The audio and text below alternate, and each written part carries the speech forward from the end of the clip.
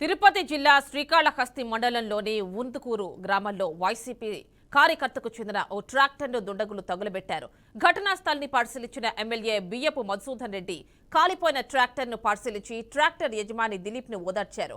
తమ పార్టీ కార్యకర్తకు చెందిన ట్రాక్టర్ను టీడీపీ ఎమ్మెల్యే అభ్యర్థి బోజల సుధీర్ రెడ్డి ఆయన అనుచరులు కాల్చివేశారని మధుసూదన్ రెడ్డి ఆరోపించారు.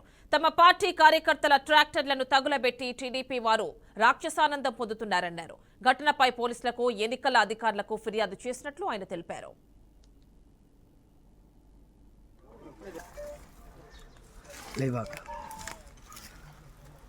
చంద్ర వెనకరా గురా మరి ఇప్పుడు మాత్రం పిల్లకాయలు చేశాను కదా ఇది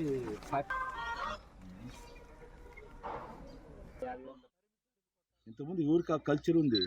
గంతో నోట్లో పెట్టే కల్చర్ ఊరుకుంది. మొన్నే కదా ఒక నెల అయింది కేసు అయ్యి. అంతకుముందు మోహన్ బాబు వచ్చినాడు, కత్తులు రాడ్లు బాంబులు వేసింది ఎవరు? మెట్ట మీద ఎవరికి కల్చర్ ఉంది? ఆ అబ్బాయికే ఉంది. సుధీర్, నువ్వు మారాలి. రాజకీయ ఈరోజు ఉండేప్పుడు ఇంకోటి కాదు. జనాల్లో ఇటువంటి కచ్చి సాధింపు చేయటం చాలా తప్పు. నీకు దయచేసి చెప్తున్నా, రైతుల జోలికి రావద్దు. మీ నాన్నగారికి మంచి పేరు ఉంది, ఇట్లా ఎప్పుడు ఎంకరేజ్ చేయాలి మీ నాన్నగారు. కానీ నువ్వు ఈరోజు వచ్చి ఇటువంటి ఎంకరేజ్ చేయటం ఇది మంచి పద్ధతి కాదు.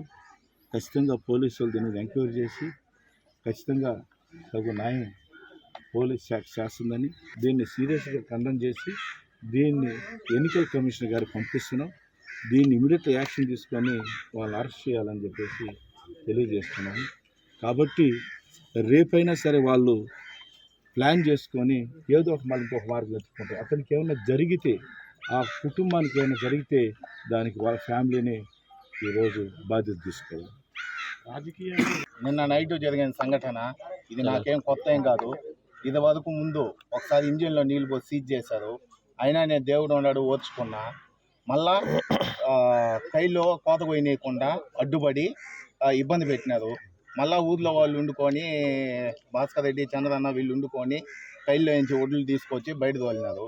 దానికి సహకారం మొదన్ని ఇప్పించాడు మాకు. కానీ రాత్రి మేము లేని సమయం చూసి ఈ విధంగా నన్ను ఏదో ఒక విధంగా లొంగ తీసుకోవాలా, ఏదో ఒక విధంగా వీడిని ఇబ్బంది పెట్టాలా, వీడు ఏం చేసినా వీడు లొంగట్లేదు అనే ఒక ఉద్దేశంతో